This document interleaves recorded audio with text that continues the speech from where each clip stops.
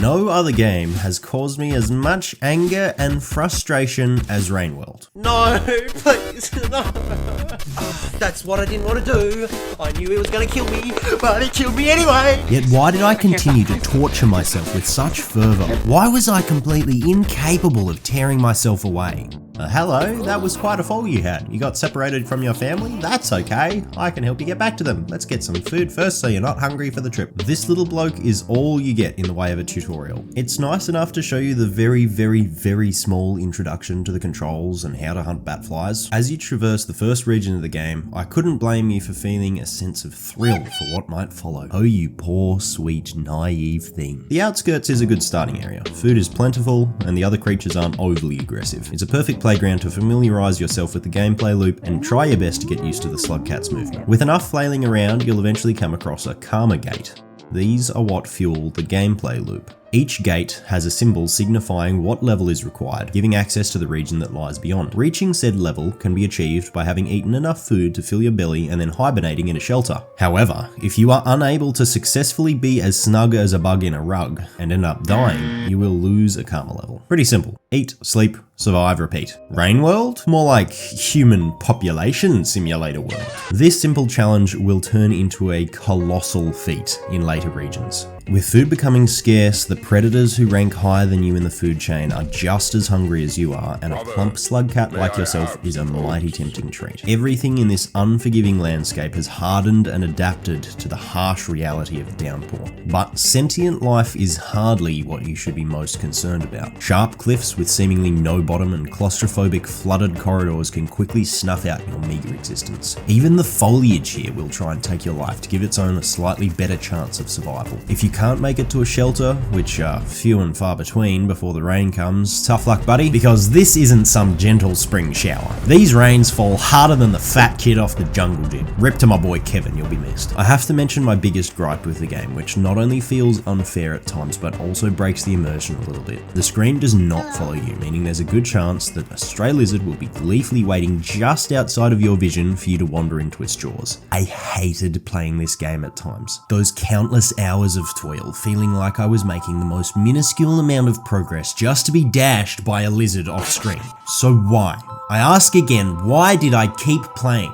How come this game sits so strongly in my favourite games of all time? Rain World is not made for you. You don't spawn into some world waiting for a hero who you happen to be. You don't hold some great power that only you, the righteous saviour, can wield. You are simply another creature here in a living, breathing environment. And once I accepted that, I experienced immersion like I hadn't before.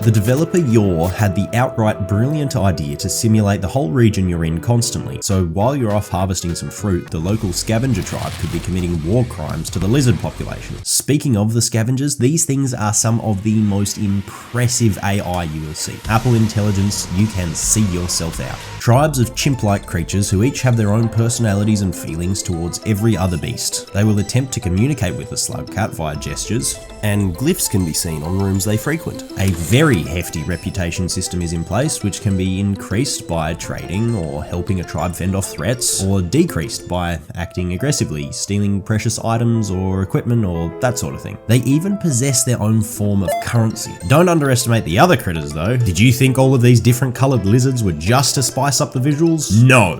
Wrong. Each lizard has different hunting techniques, different abilities, different aggression, and even preferred snuggling positions. Yes, you can tame the lizards. They're not some silly Goombas who'll just jump into a hole trying to grab you. They'll always prioritize their own safety and make sure they can get out again. Like the scavengers, they also have a reputation system with the player.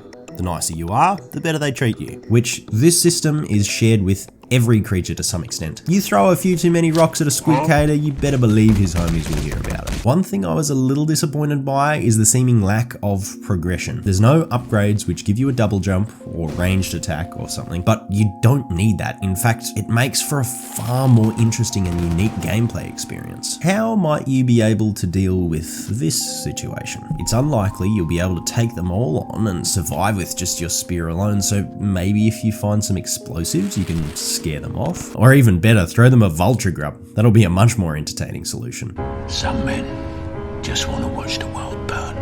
I mean, you could trade, but that's not very exciting. Earlier I mentioned how our friend the Observer would show us the fundamentals of movement. It is a little stunning to find out the absolutely ridiculous amount of movement tech that is not explained or even hinted at in-game. There's turn hopping, slide spearing, pole boosting, wall jumping, ceiling pounds, throw boosting, backflips, like 12 different slides, fall rolling, roll pounds, hybrid boost jumping, jump, ball jump, hopping. There is a method for sliding into a pipe more effectively. Someone compiled a 63-page Google Doc to explain it. The skill cap is insanely high. It's like you're teaching the slug cat calisthenics. On a different subject, the lore definitely does not disappoint, but I'm not going to go into it now as it's a bit complicated and there's already a lot of really good videos out there on it. It's really worthwhile looking into though. So even though Rainwheel dragged me through the mud, spat on my face and told me to have a very nice life with lots of joy, I love it dearly. Video Colt has crafted a grotesquely beautiful world for you to struggle through. Unforgiving, unrelenting, brutal, but absolutely awesome.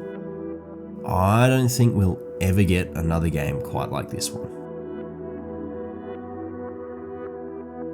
I completely left out all the DLC content, and that is because I have yet to experience more than the first few moments of it. So to rectify that, I shall be playing through all of it, or as much as I can handle, over on my Twitch, which is linked below.